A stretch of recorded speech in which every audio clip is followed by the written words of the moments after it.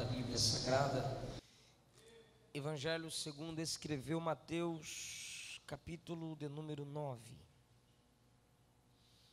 Vamos ler alguns versículos, por favor.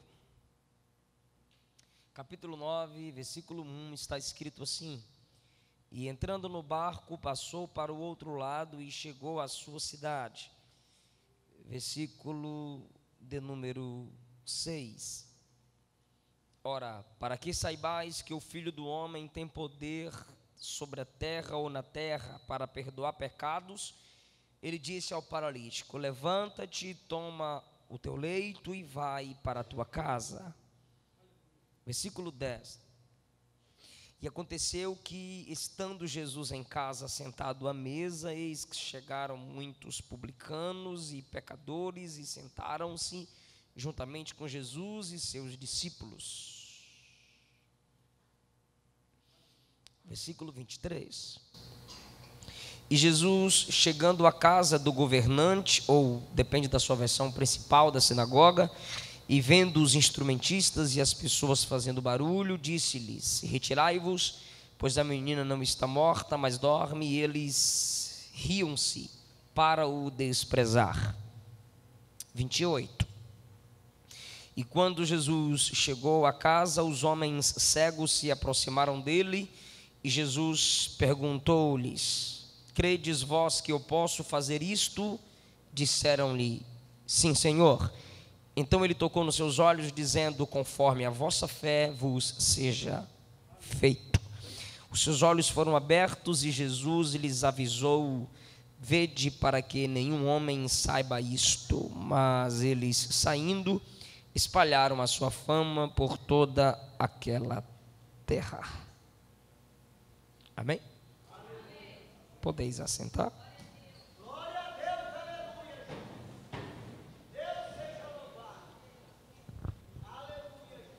A todo o corpo de obreiros que nesta igreja cooperam para o desenvolvimento da obra do Senhor, meu muito obrigado, que Jesus vos abençoe sempre. Erivaldo, que o Senhor Jesus te dê graça cada vez mais. Eu e minha esposa estamos felizes por estarmos cultuando a Deus com vocês nessa madrugada, nessa noite, passando de um dia para o outro com alegria na presença do Senhor. Eu gostei do tema da vigília. Jesus está na casa. É isso mesmo? Amém. Jesus está na casa. E eu detive-me a pensar sobre quando Jesus está na casa, e fui direcionado ao Evangelho segundo escreveu Mateus, capítulo 9, quando a Bíblia diz que numa casa Jesus perdoou, numa casa Jesus instruiu, numa casa Jesus ressuscitou, numa casa Jesus curou os cegos. E em três casas, Jesus foi questionado. Na primeira casa ele é questionado pelos fariseus, na segunda casa ele é questionado pelos doutores da lei e pelos discípulos de João Batista, e na outra casa ele é questionado pelos amigos de Jairo. Na primeira casa Jesus cura, mas antes de curar fisicamente, Jesus cura o homem por dentro. Na segunda casa Jesus não simplesmente cura, mas ele se apresenta como médico para justificar os primeiros versículos, porque os primeiros versículos do capítulo 9 ele cura o homem por dentro, e nos primeiros versículos ele está na primeira casa. Depois, quando ele está numa segunda casa, ele vai dizer que ele é médico, e os pecadores chamados ao arrependimento são doentes que lhes são oferecido remédio. Na terceira casa em que Jesus está, uma menina que estava morta foi ressuscitada pela mão do Senhor. Na última casa em que lemos, são dois cegos que conseguem enxergar em Cristo aquilo que os doutores da lei não conseguiram enxergar, porque estavam, escuta bem, Na última casa que lemos, Jesus vai curar 2 cegos que estavam enxergando mais do que os doutores da lei, que não conseguiram enxergar porque estavam cegos pela religiosidade, a messianidade de Cristo.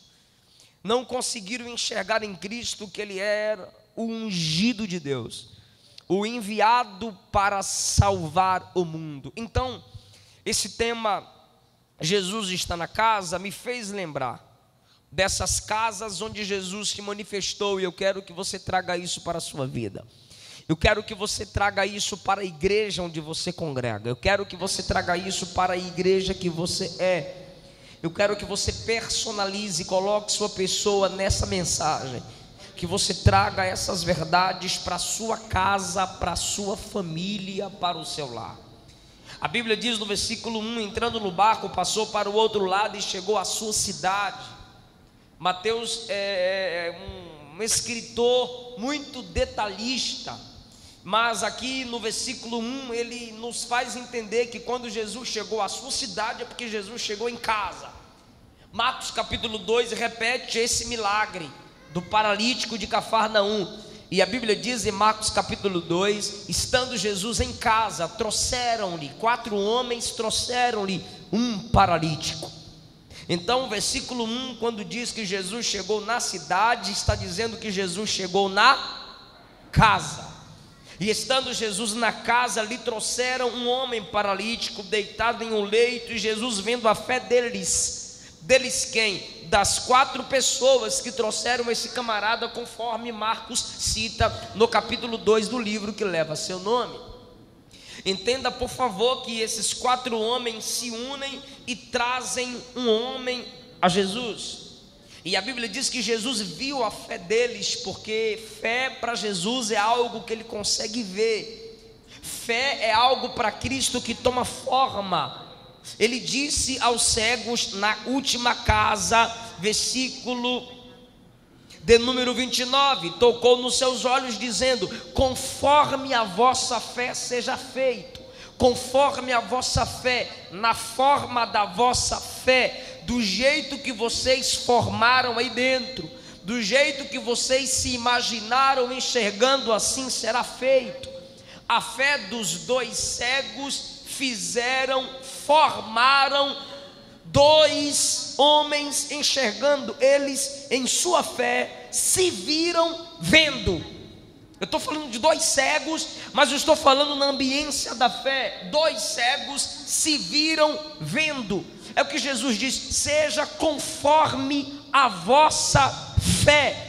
Conforme, ou seja, com a forma que a fé de vocês determinou internamente, com a forma que a fé de vocês assumiu.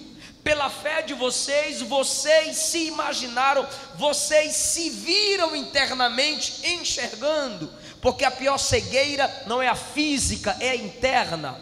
Então na primeira casa, diz a Bíblia, Jesus viu a fé deles. Para nós é impossível ver fé, para Jesus não, ele vê a fé, ele vê o grau da fé, ele vê a sinceridade da fé, ele sabe se é fé na fé, ele sabe se é fé simplesmente no milagre, ele sabe se é fé nele. Fé na fé é quando eu digo vai acontecer porque eu creio, então não vai acontecer, escuta, então não vai acontecer porque Deus pode, só vai acontecer porque eu creio, então eu estou tendo fé na fé. A questão não é você, não é que vai acontecer só porque você crê, é em quem você crê, o que te leva a crer, e o que te fará permanecendo crer. A Bíblia diz que Jesus primeiro toca nos cegos, para depois dizer, conforme a vossa fé, assim será feito. Ou seja, Jesus toca e diz, eu estou vendo fé aí, ainda tem fé aí. A fé não é fé na fé. Vocês não estão acreditando que vocês têm fé, vocês estão acreditando que eu posso fazer esse milagre. Então tem gente que tem fé na fé, ou seja, se eu tiver fé, acontece, se eu não tiver fé, não acontece, e nem sempre é assim, Para que a natureza existisse, a criação existisse, ninguém teve fé. Ele só ordenou e sem fé aconteceu. Aleluia. Então precisamos aprender isso. Deixar de ter fé na fé. Se eu conseguir cantar, é porque eu tive fé. Se eu conseguir pregar, é porque eu tive fé. Se eu conseguir ir para a igreja, é porque eu tive fé. Se eu conseguir dar glória a Deus alto, porque eu tive fé. Se eu não conseguir cantar, eu estou sem fé. Se eu não conseguir pregar, eu estou sem fé. Se eu não conseguir dar glória a Deus alto, eu estou sem fé. Não. Isso é fé na fé. Então existem pessoas frustradas porque elas simplesmente acreditam que pelo que elas acreditam, o milagre vai acontecer, e nem sempre é assim. Existem promessas que Deus nos faz que não depende da nossa fé, depende simplesmente de Ele mesmo, a palavra dele. Ele falou, Ele vai cumprir. Paulo escreveu aos Romanos dizendo: a incredulidade do homem não pode anular a fidelidade de Deus. Paulo disse a Timóteo: ainda que o homem seja infiel, Deus permanece fiel. Então Jesus viu a fé deles. Eles tinham fé em quem? Em Jesus. Sim, eles tinham fé em Jesus. Eles trouxeram o camarada para Jesus. Eles abriram um buraco no telhado, e diz a Bíblia, na direção de Jesus. Eles fizeram o camarada descer até quem? Jesus. E diz a Bíblia que Jesus viu a fé deles. Vendo Jesus a fé deles, disse ao paralítico: filho, teus pecados estão perdoados. Mas os camaradas o trouxeram para que ele fosse curado da paralisia. Mas se a casa é de Jesus, ou se Jesus está na casa, ele manda na casa, ele faz do jeito que ele quiser. Então eles querem que Jesus cure simplesmente a paralisia. Só que Jesus enxerga a fé deles, mas enxerga o camarada por dentro. E Jesus disse: se eu não curar você por dentro dos seus pecados, de nada adianta você andar fisicamente. Não adianta você chegar em casa com as pernas e não conseguir chegar a mim em santidade. Não adianta chegar em casa com as pernas e não chegar a mim purificado, perdoado. Perdoados estão os teus pecados. Jesus não tinha derramado sangue na cruz do Calvário ainda. Então na casa onde Jesus está tem perdão, diga amém. Pegou não? Quando Jesus está na casa tem perdão, fala alguma coisa. Jesus estava na casa e disse: perdoados estão os teus pecados. Mas ele não tinha morrido na cruz ainda. Como é que ele já está perdoando o camarada, os pecados do camarada, se na cruz ele ainda não havia morrido? É porque ele tinha tanta certeza que o sangue seria derramado. Ele tinha tanta certeza que o sacrifício na cruz geraria, garantiria perdão e purificação de pecados, que ele perdoou o camarada olhando para frente. Só que hoje nós não tomamos posse de perdão olhando para frente. Jesus perdoa os pecados dele olhando para frente. Eu te garanto perdão pelo sacrifício que ainda farei. Mas para nós, Jesus não garante perdão olhando para frente. Jesus garante perdão a gente olhando para trás. Não é forte? Eu vou repetir. Aquele camarada recebe o perdão por causa da garantia de Cristo futura na cruz. Só que nós temos garantia de perdão não olhando para frente, que Jesus não vai morrer mais. Ele não vai para a cruz. Ele já morreu, ele já foi para a cruz, ele já ressuscitou, está à direita de Deus, intercedendo por nós. Jesus está na casa. Se Jesus está na casa, tem perdão. Jesus está na sua família. Jesus está na sua família, tem que ter perdão. Jesus está nessa igreja, tem que ter perdão. Perdoados estão os teus pecados. E ele diz assim: filho, porque só quem é perdoado é filho. Tem gente que vai orar: excelso Criador, excelso Deus, magnânimo Deus, ó Jeová Rafá, Jeová Jireh, Jeová Nissi, Jeová Shalom. Quer pregar para Deus, ainda quer imitar os pregadores camburianos. Irmão, larga de ser bestalhado. Você é filho. Se ele te perdoou, você é filho. Para que tu vai orar pregando para Deus? Pai, filho, perdoados estão os teus pecados. Marcos e Mateus o chamam de paralítico de Cafarnaum. Jesus o chama de filho. Os teus pecados estão perdoados. Aí, na casa que Jesus está, os fariseus, escribas, assentados, chegaram lá primeiro que o camarada. Por que ele desce pelo buraco no telhado da casa que Jesus está? Porque não tinha lugar para ele entrar pela porta. Por que não tinha lugar para ele entrar pela porta? Porque chegaram primeiro. E a maioria da gente é assim: eu quero chegar primeiro para ter o meu lugar, para ter a minha vaga, para ter o meu estacionamento.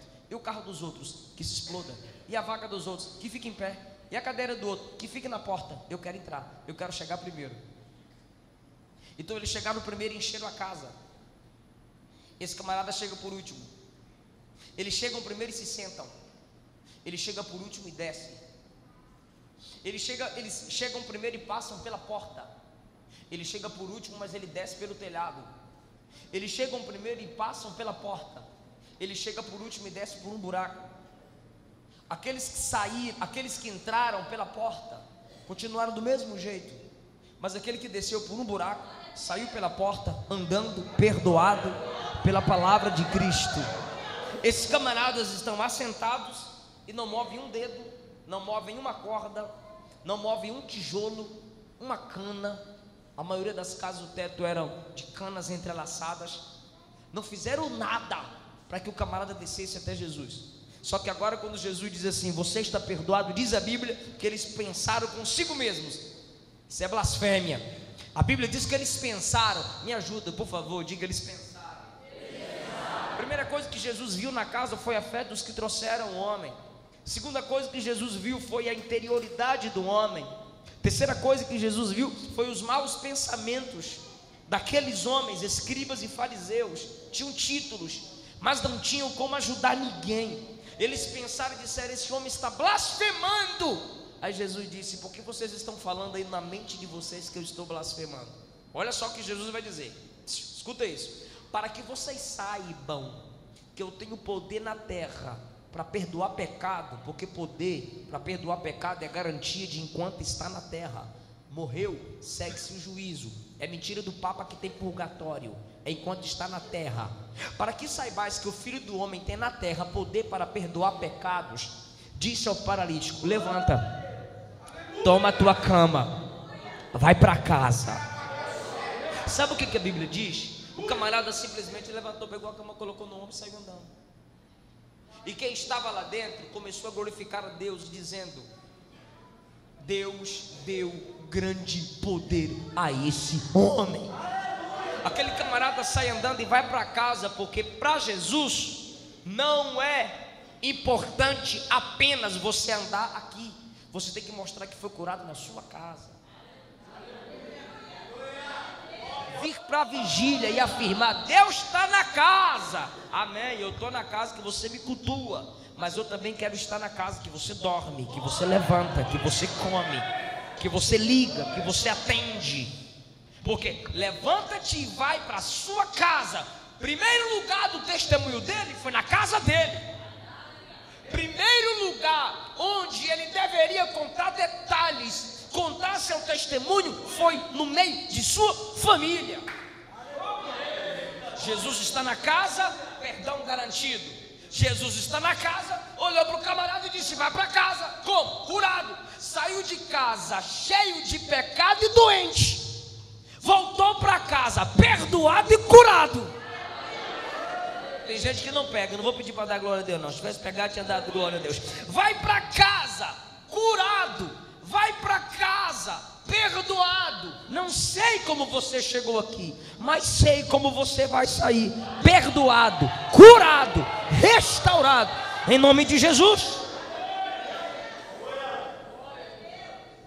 O Senhor nos garante pela sua palavra. Hebreus 10:17: dos teus pecados não me lembrarei mais. João, na sua primeira epístola, capítulo 1 e capítulo 2, ele disse: se confessarmos os nossos pecados, ele é fiel e justo para nos perdoar e nos purificar de toda injustiça. Capítulo 2 ele diz: filhinhos, não pequeis, mas se pecardes, temos um advogado junto ao Pai, Jesus Cristo o justo. Aí ele diz assim: ele é a propiciação pelos nossos pecados, não somente dos nossos, mas do mundo inteiro. Porque na casa que Jesus está, na casa em que eu permito Jesus manifestar-se, tem perdão. Aí o versículo de número 8 diz que a multidão glorificava. Versículo de número 9, Jesus saiu dali e viu assentado numa coletoria um homem chamado Mateus. O camarada está lá: venha pagar seus impostos, venha pagar seus impostos. E Mateus era um camarada odiado pelos judeus, pela nação de Israel, porque os romanos subjugam Israel e pegam os homens dali mesmo para cobrar os impostos de Israel, daquilo que Israel mesmo produzia. Então Mateus é um camarada insuportável para os homens, ninguém o engoliria. Aí Jesus passa e diz assim: me segue. Posso ler? Posso não? Posso ler? O que Jesus falou para Mateus? O que Jesus falou para Mateus? Me segue. Aí diz a Bíblia: e ele se levantou e seguiu. Está vendo que tu não deu glória? É porque Jesus não fez nenhum milagre. Mas Jesus não fez, eu vou inventar, irmão. Jesus só olhou para o camarada e disse: me segue. Tá bom. Não teve raio, não teve relâmpago. Não teve. O que teve? Um chamamento: me segue. Tá bom, disse. Mateus entendeu que não era uma proposta, era propósito. Mateus entendeu que não era um chamamento comum. O chamamento, as expressões, pode até ser comum: me chama, mas quem chama, Mateus disse, é diferente. Ninguém fala como esse homem. Então Mateus larga tudo, garantia futura da família, seu próprio futuro, larga tudo e segue. Aí Jesus, porque na realidade o nome dele é Levi, aí Jesus diz assim: seu nome é Mateus, me segue. Jesus lhe dá um nome ou lhe chama por dois nomes, e Mateus significa dom de Deus, dom de Jeová. Na realidade ele foi um presente para nós, porque Jesus, escuta isso por favor, Jesus se usou da capacidade de Mateus em escrever e ser detalhista. Então está aqui, ó, Evangelho segundo escreveu Mateus. Jesus não chama ninguém sem propósito. Jesus chama Mateus porque sabe que Mateus, escuta essa que eu vou quebrar o paradigma aqui. Jesus chama Mateus, sabe que Mateus tem capacidade de escrever com verdade, sabe que Mateus tem capacidade de pesquisa tão verdadeira que acredita-se, foi ele até, alguns teólogos, ninguém pode afirmar isso, acredita-se que ele tenha tido a capacidade de escrever Hebreus. Está muito longe para isso, mas eu estou te mostrando só a capacidade que ele tinha dos estudos do hebraísmo, do hebraico e das tradições. Jesus olha para Mateus, para Levi e diz: Mateus, dom de Deus, me segue. Você é um presente, eu te recebo como presente e eu devolvo você como presente para toda a igreja, para toda a terra. Então para de dizer que Deus não escolhe capacitados.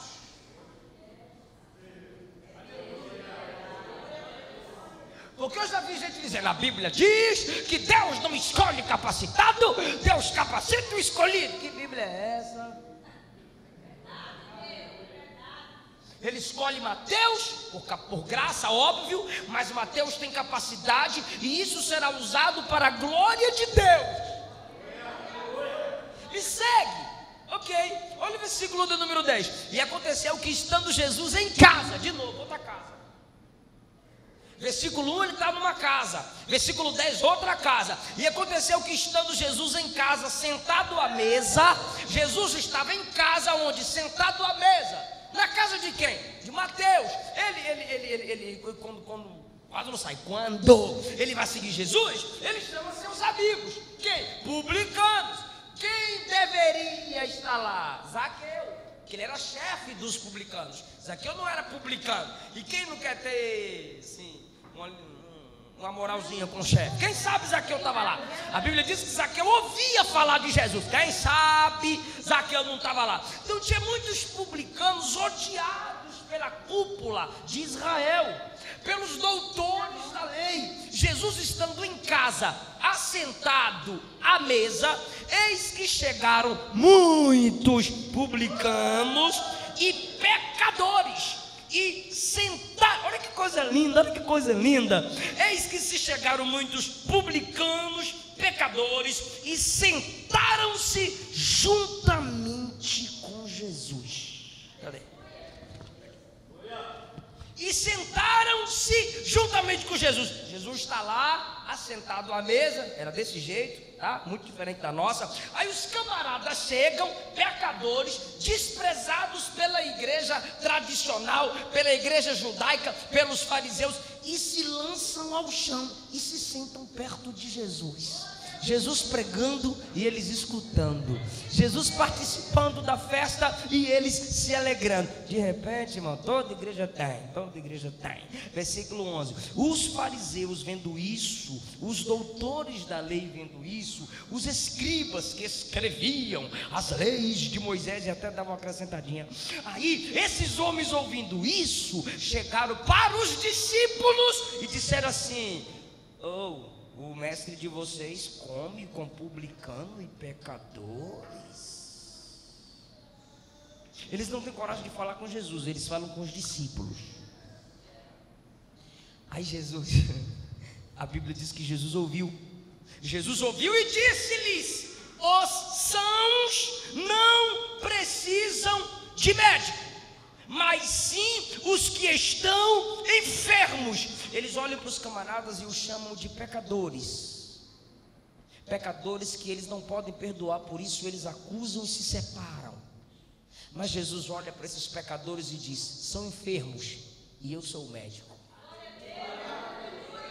Jesus sabe que eles são doentes, mas Jesus sabe que ele é médico. É daqui que algumas músicas e algumas mensagens retiram aquela expressão que igreja é hospital. Porque Jesus está numa casa, os pecadores estão ali assentados junto a ele, e os doutores da lei dizem: ele está comendo com pecador. Isso é sinônimo de muita liberdade, intimidade, comunhão. Mas entenda, por favor, que não foi Jesus que foi atrás dos pecadores, foram os pecadores que vieram e se assentaram com Jesus. Aí Jesus diz assim: os doentes precisam de médico. Jesus está dizendo que ele é o médico. Mas olha a mensagem completa de Jesus: eu não vim para chamar os justos, eu vim chamar os pecadores ao arrependimento. Porque na casa que Jesus está, a mensagem é completa. Tem perdão, mas é para quem se arrepende. Tem médico, mas é para quem reconhece que está doente. O médico não pode fazer nada se o camarada não reconhece que está doente. Por que os pecadores e publicanos se aproximam de Jesus? Porque eles reconhecem que Jesus tem um remédio para a alma deles. Eles são pecadores, eles são falhos, mas eles querem estar na casa que Jesus está. Quantos de nós somos assim? Quantos dentre nós estão assim? Feridos, fracassados, tropeçando, mas não desiste de ficar na casa que Jesus está, quer estar perto de Jesus. E eles chegam perto de Jesus porque eles estão doentes e eles reconhecem em Cristo a cura para o pecado deles. Aí Jesus diz assim: olha a direta que Jesus dá, versículo 13: ide, aprendei o que significa. Irmão, os camaradas eram doutores da lei, os fariseus eram respeitadíssimos, mas como eles não têm amor, como eles não têm misericórdia, Jesus diz: volta para a escolinha. Ide e aprendei o que significa Oséias capítulo 6, versículo 6. Jesus está dando aula de Bíblia. Ide e aprendei o que quer dizer Oséias 6,6. Misericórdia quero e não sacrifício. Porque na maioria das vezes que eu faço sacrifício é para que Deus olhe para mim. Olha o que Jesus está dizendo: misericórdia quero e não sacrifício. Porque na maioria das vezes que eu faço algum sacrifício, eu quero que alguém olhe para mim. Mas quando eu pratico a misericórdia, eu estou olhando para alguém, independente de que alguém esteja olhando para mim. Vou repetir. Eles disseram assim: ele está comendo com pecador. Como é que pode? Ele não é santo, ele não é justo. Aí Jesus diz assim: vão aprender, vão estudar o significado de Oséias capítulo 6. Misericórdia quero e não sacrifício. Por quê? Porque muitos deles faziam muitos sacrifícios, mas não olhava para o próximo. Jesus está dizendo: eu quero a misericórdia e não sacrifício, porque muitos dos sacrifícios que eu faço, jejum, orar 12, 24 horas, ler Bíblia o dia todo, pregar, sair aí pregando para os ímpios, ou para os mendigos, ou para os pobres, muitos sacrifícios que eu faço é para que alguém me veja. Mas o ato de misericórdia é eu olhar para alguém, ainda que ninguém esteja me vendo. Há uma diferença entre sacrifício e misericórdia. Tem gente que dá dinheiro aos pobres, tem gente que faz um belo evangelismo, mas tudo é para ser visto. A misericórdia não é assim. A misericórdia não se vale da miséria do outro, pelo contrário, ela ama o outro apesar da sua miserabilidade. Misericórdia quero e não sacrifício. Ou seja, tem gente que vai orar no monte e ora no monte. Para que você está orando no monte, irmão? Para mostrar para o meu pastor que eu sou ungido de Deus. Para que você está orando no monte, irmão? Para quem me viu na prova não me ajudou, quando veio eu na bênção, você vai se arrepender. Por que você está orando no monte, irmão? Para mostrar para o meu vizinho que se ele tem, eu também tenho. Peraí, irmão. Irmão, você pode até se isolar, mas desde que o seu isolamento seja para que você tenha capacidade de abençoar o corpo. Existem sacrifícios que são orgulhos. Existem sacrifícios que são atos de soberba, já rejeitados por Deus há muito tempo. Ninguém me liga, ninguém fala comigo. Irmão, se tua santidade te isola, isso não é santificação, é satanização. Que santidade é essa que ninguém pode comunicar com você? Que santidade é essa que ninguém pode abraçar você? Que santidade é essa que ninguém pode cumprimentar você? Tem gente que pensa que santidade é cara feia. Tem gente que pensa que santidade é seriedade total, nunca um sorriso no rosto. O primeiro milagre que Jesus realizou foi numa festa de casamento. Um dos maiores sermões de Jesus: vinde a mim, vós que tem sede, e do vosso interior vai fluir rios de água viva. Era na festa dos tabernáculos. Ele é Deus de alegria, alegria do Senhor e a nossa força. Então Mateus está feliz porque está recebendo Jesus na casa. Os pecadores vieram ficar perto de Jesus, e os fariseus, mascarados pela religião, querem estragar a festa. Aí os discípulos de João chegaram na casa que Jesus estava e disseram assim: por que a gente jejua tanto e os seus discípulos não jejuam? Aí Jesus disse assim: Como pode os amigos do noivo estar de luto enquanto o noivo está com eles? Eles são os amigos do noivo. Escuta isso aqui, igreja, por gentileza. Mateus capítulo 5, Jesus fala sobre 5 virgens prudentes. Efésios capítulo 4, Paulo fala sobre 5 tipos de homens que Deus estabelece na igreja para edificá-la, para preparar a noiva para o arrebatamento. As 5 virgens prudentes são os 5 ministérios bem desenvolvidos, os 5 ministérios citados em Efésios capítulo 4. Os apóstolos são os amigos do noivo que preparariam a noiva. Então Jesus diz: eu estou com eles, eles não precisam jejuar. Aí Jesus completa a mensagem aos discípulos de João e diz assim: um dia o noivo será tirado deles, então eles terão de jejuar. O noivo foi tirado, Jesus foi assunto aos céus, e a igreja precisa reconhecer a necessidade do jejum, porque é uma doutrina que nos prepara para o arrebatamento. Matar a carne e alimentar o espírito. O nosso jejum é clamor pela vinda do noivo. Quem entende isso pode dizer glória a Deus. Ok, Jesus aqui está na segunda casa e ele instrui aos fariseus que precisam ter misericórdia, ele instrui aos pecadores que são doentes, e Jesus é o médico, e ele instrui os discípulos de João que ele é o noivo, e os discípulos que não jejuam tanto como os discípulos de João são os amigos do noivo, Jesus, que preparam a noiva, a igreja, com a mensagem da doutrina. Aí agora nós temos uma terceira casa. Escuta isso, escuta isso. Quando Jesus acaba de dar as instruções na segunda casa, que quando Jesus está na casa tem instrução. Fala comigo, eu gostaria que você falasse bem alto. Quando Jesus está na casa, tem instrução. Aí eu te pergunto, Jesus está na igreja que você congrega? Pode falar sim ou não. Eu vou perguntar, Jesus está na igreja onde você congrega? Sim. Sabe o que você está me dizendo? Tem instrução. Sabe o que você está me dizendo? Eu vou para a escola dominical. Sabe o que você está me dizendo? Tem culto de doutrina e eu gosto. Porque na casa que Jesus está, tem instrução.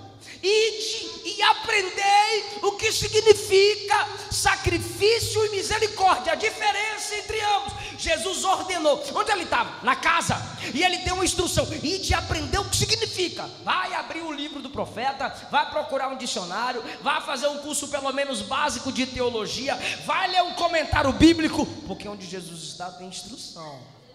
E muitas casas hoje dizem que Jesus está lá. Eu sou pentecostal, só que agora tem que dividir o pentecostal clássico e o neopentecostal e o pentecostal doido, ou seja, que não pensa, que é fogo, é manto, reteté, nada de Bíblia, nada de instrução. Se pregar Bíblia, o pregador é frio.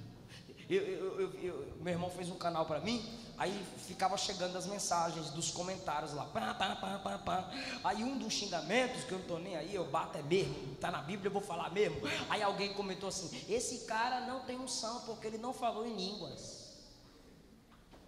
O camarada quer que eu pegue o microfone, labaxera, catalamanaia, labalabaxu. Isso para ele é unção. Quando João escreveu na sua primeira epístola, no capítulo de número 2, vós tendes a unção e sabeis tudo. Peraí, ter a unção é saber. Para muita gente ter unção é falar um monte de língua que ninguém entende nada. Onde Jesus está, tem instrução. Então uma igreja que valoriza a presença de Jesus, tem seminários, tem doutrina, tem escola dominical. Se você congrega numa igreja que não tem instrução, cai fora de lá, que Jesus não está lá. Vai que tu gosta também de lugar que não tem instrução. Agora, se na sua casa Jesus estiver lá, tem instrução. Tem instrução. O filho senta para ouvir papai. Vocês estão percebendo que eu estou comentando o texto e aplicando para nossas vidas? Está dando para entender, não? A gente encerra agora e faz um movimento.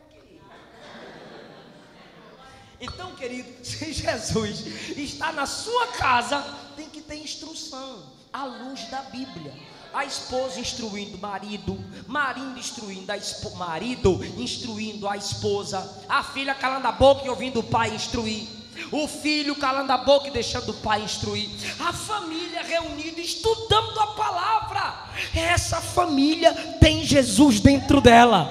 Onde houver Bíblia sendo lida, o diabo não permanecerá lá. Aleluia. Onde a palavra de Deus fala, Satanás não tem voz. Está apertando o negócio, não está? Vai apertar a mão um pouquinho, vai para casa não, porque o Senhor me deu essa palavra enquanto eu estava aqui na tribuna, e eu quero honrar o tema dessa vigília. Agora, nós temos uma terceira casa, tudo em Mateus capítulo 9. Enquanto Jesus acabou de dar instrução para esses camaradas, ele se levantou. Quando ele se levantou, versículo 19, levantou-se pois Jesus e seguiu, e também foram seus discípulos. Versículo 18, estou no 19. Enquanto ele dizia essas coisas, enquanto Jesus estava na casa da instrução, chegou Jairo, caiu de joelho e disse: Senhor, a minha filha faleceu, vem comigo, coloca a tua mão sobre ela e ela viverá. Aí diz a Bíblia que Jesus se levantou e seguiu, e também foram seus discípulos. Escuta isso, versículo 20, Jesus está no meio do caminho, indo para casa, indo para Jesus está no meio do caminho indo para a casa de Jairo. Aí, quando Jesus está indo para a casa de Jairo, aparece uma mulher que sofria 12 anos de fluxo de sangue. Aí ela vem por trás da multidão e toca em Jesus. Quando ela toca em Jesus, Jesus para, pergunta: quem me tocou? Quem me tocou? Quem me tocou? Quem me tocou? E ela querendo se esconder, já recebeu mesmo, precisa congregar mais não.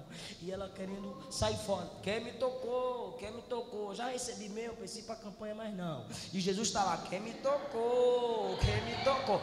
Já recebi mesmo, precisa ir para a vigília mais não. Cadê você? Eu estou te esperando. Quem me tocou? Jesus insistiu. Diz a Bíblia que Jesus insistiu tanto que ela veio tremendo. Porque tem umas meninas aí que pintam o cabelo de rosa, rapa aqui, joga pro lado e diz: Jesus é legal. Vem conhecer Jesus, vai que ele é legal. Essas pregadorzinhas de internet que tem as adolescentezinhas gostando. Vem para Jesus para tu ver se ele é legal. A Bíblia diz que a mulher veio tremendo. É porque Jesus é legal. John MacArthur diz que a expressão tremendo ali é a mesma para Êxodo 19, quando o monte tremia, quando Deus desceu. Ela sentiu o impacto de juízo. Ela veio tremendo, se prostrou. Fui eu quem te tocou. Contou toda a verdade para Jesus. Aí eu sempre gosto de falar isso. Tu imagine uma mulher falando toda a verdade, né, irmão? Porque a mulher não mente. Mas também, irmão, é muito tempo falando a verdade. E Jesus está escutando a mulher falar toda a verdade. E a gente tem que ter paciência de Jesus, né, amor? Para ouvir a mulher falar toda a verdade. E a mulher está falando toda a verdade. Jesus está escutando a verdade todinha. Isso na rua, no meio da rua. E a menina está morrendo lá. Aí Jesus disse: filha, tua fé salvou, vai em paz e se livre deste teu. Não é nosso, porque acreditava-se que uma pessoa impura tocando a outra também ficava. É por isso que Jesus pode comer com o pecador.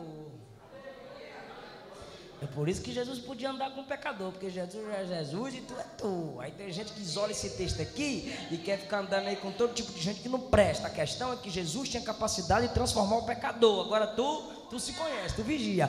Aí a mulher toca e Jesus permanece santo. Aí Jesus diz: vai e fica livre deste teu mal. Ou seja, o mal estava em tu e não pegou em mim não. Aí, irmão, ela vai. Quando ela se vai, Jesus vai para a casa de Jairo. Versículo 23, terceira casa. E Jesus, chegando à casa do governante, vendo os instrumentistas e as pessoas fazendo barulho, disse: retirai-vos. Estava todo mundo tocando instrumento, as mulheres lá. Jesus disse: todo mundo cala a boca, para que isso tudo? Não precisa nada disso, é muito invencionismo, não sei para que isso. Pranteavam, choravam, porque era pago para fazer drama. Fazendo um showzinho na casa de Jairo, e o bestalhado do Jairo permitindo, irmão. Aí Jesus chegou na casa de Jairo e disse: todo mundo para o lado de fora. Quem manda aqui? Jesus diz: eu cheguei na casa, quem manda na casa quando eu chego sou eu. Retirai-vos. Por que se retirar? Porque a menina não está morta, ela está dormindo. Meu Deus, que coisa linda! Aí retiraram-se e começaram a rir de Jesus. Estava chorando no instante, agora já está rindo.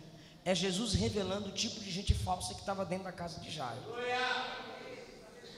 Aí começaram a rir de Jesus. Pode rir, mas cai fora, cai todo mundo pode fora. Retirai-vos. E riam para desprezar Jesus. Está aí no versículo de número 24. Mas quando as pessoas foram colocadas, tem gente que tem que ser colocado. Eu li uma frase no Instagram esses dias, porque tem gente que ainda posta umas coisas que prestam, né? Não fica postando biquíni nem comida.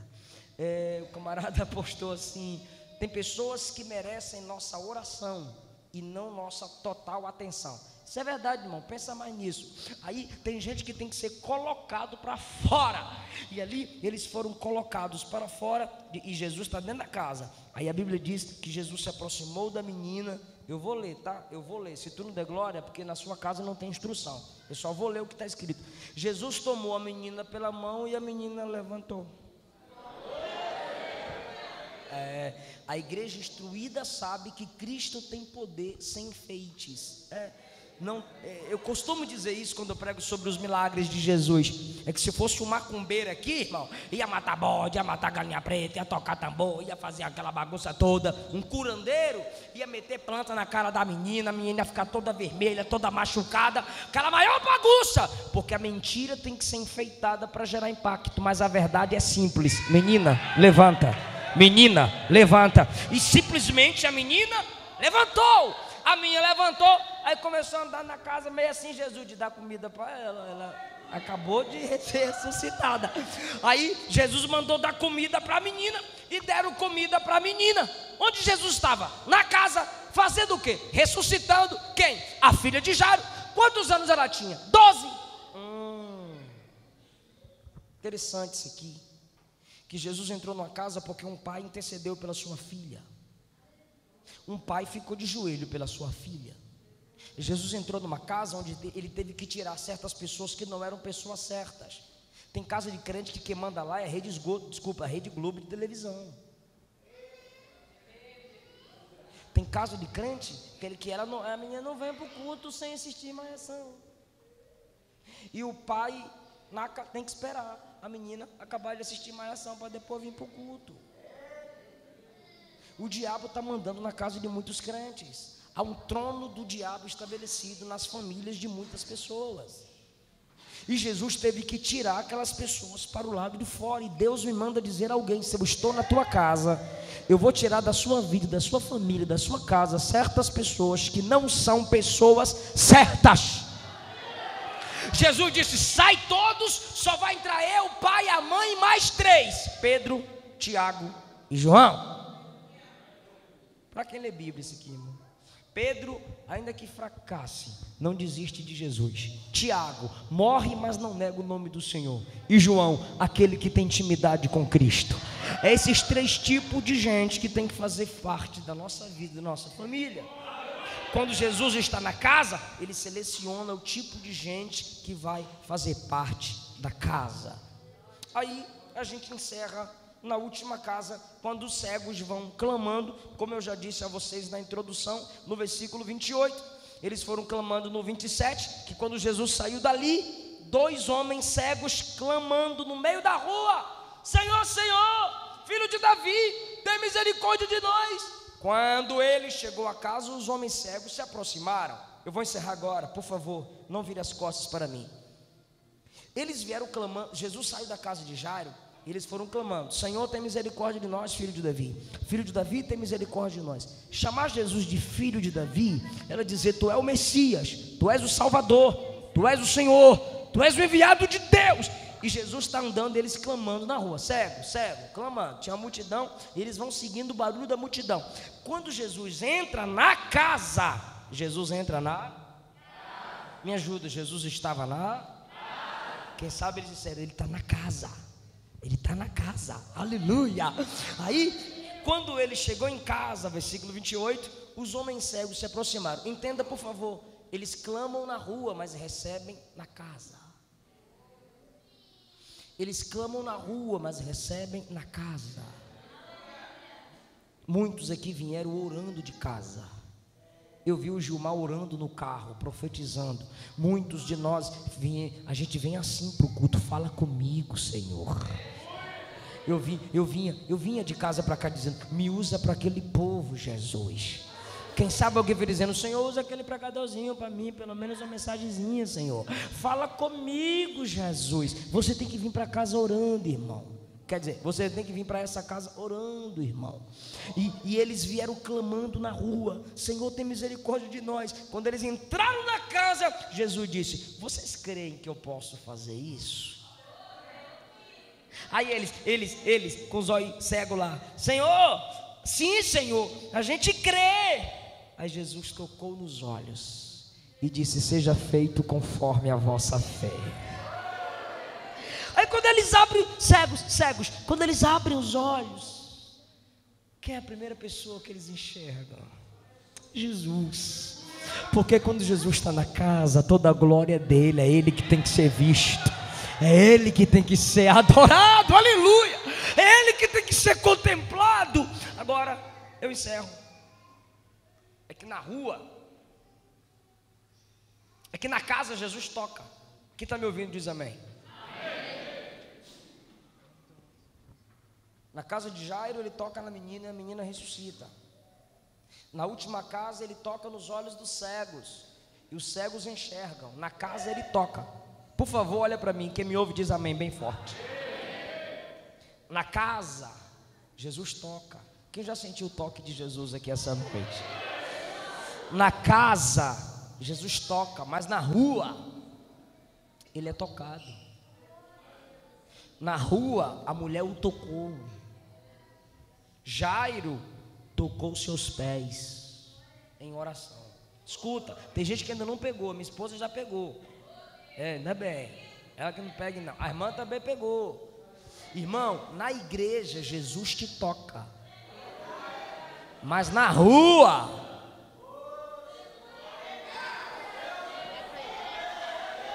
somos nós, Ricardo, quem devemos tocar Jesus. Quem está entendendo esse negócio, irmão? Quando você está no culto e recebe uma palavra, você diz: Deus me tocou com essa palavra. Quando você está no culto e Deus usa o varão como usou aqui, você diz: esse louvor tocou minha alma, Deus me tocou através desse louvor. Só que aqui na casa Ele nos toca, mas na rua é o seu bom comportamento que toca Ele. É a sua misericórdia com as pessoas que toca Ele. É a sua oração na rua que comove o coração dele. Então é preciso ter o equilíbrio. Cristo me toca na casa dele, mas eu, como casa de Cristo, toco Cristo com meu comportamento fora de casa. Na rua você toca Cristo. Externamente tocamos Cristo, alcançamos Cristo. Fica de pé dando glória para Cristo, em nome de Jesus.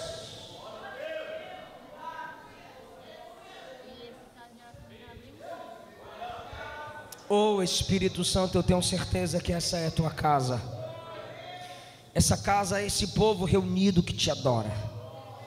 Essa casa é esse povo reunido que te glorifica. Essa casa é esse povo reunido que te ama. Sua casa é o povo reunido que quer se encher do Senhor. Só quem é casa de Deus, abra a porta da sua adoração para Ele agora. Só quem é casa de Deus, abra a porta da sua glorificação para Ele agora. Jesus vai entrar onde você não entra, vai fazer o que você não faz, vai determinar o que o homem não determina. Jesus está na casa e Ele está lhe dizendo: eu te toco. E um toque dele abre seus olhos, um toque dele abre os olhos da sua alma, um toque dele muda por completo a sua vida. Quem crê nisso, diga: eu creio, em nome de Jesus. Amém. Canta aqui, filho. Irmãos, continue em pé, por favor.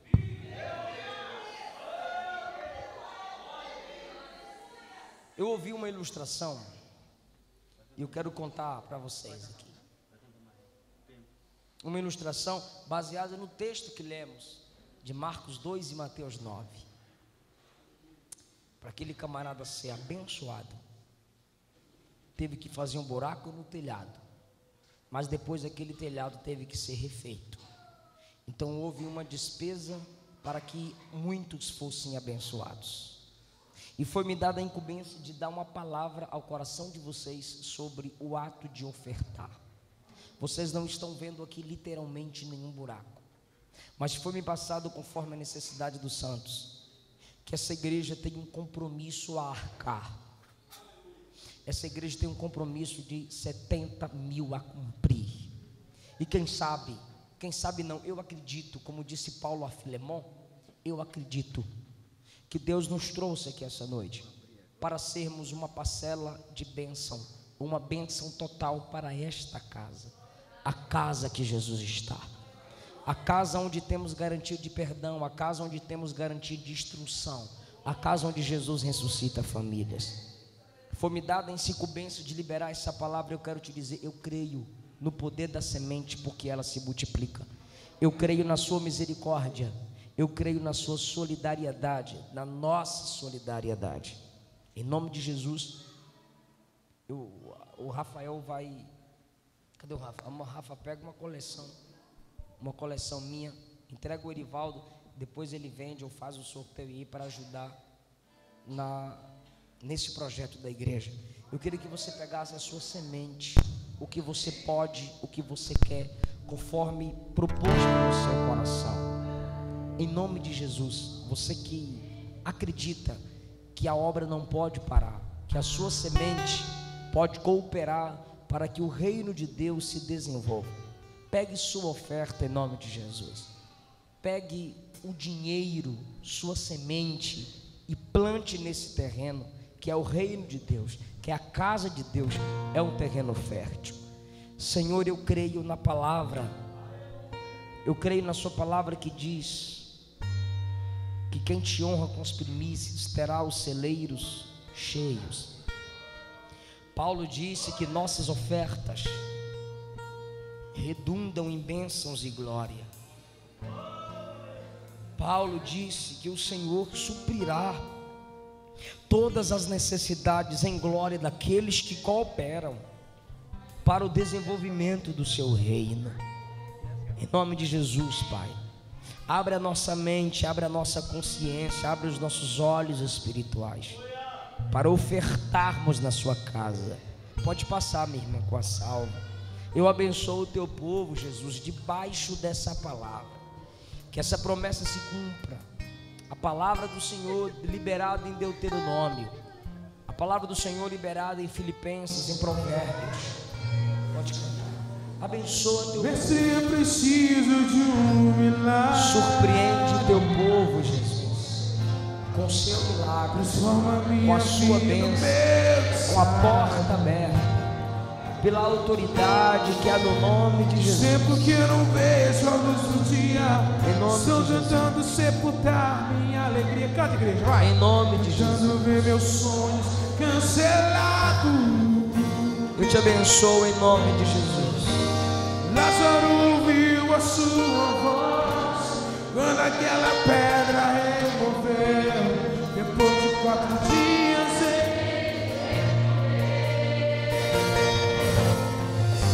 e me ensinou outro que possa fazer aquilo que só o teu nome tem tanto poder. Eu preciso tanto de um milagre. Remova a minha pedra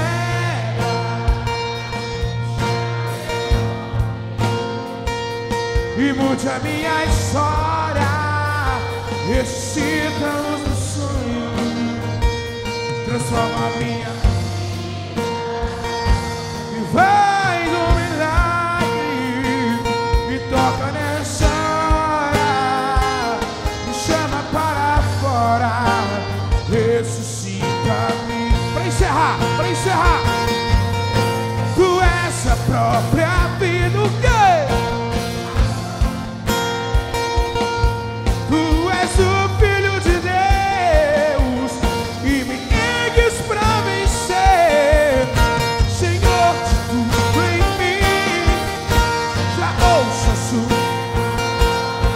Me chamando pra viver uma história de poder. Remova a minha pedra, me chama pelo nome, mude a minha história, ressuscita, transforma a minha vida e faz um milagre. Me toca nessa hora, me chama para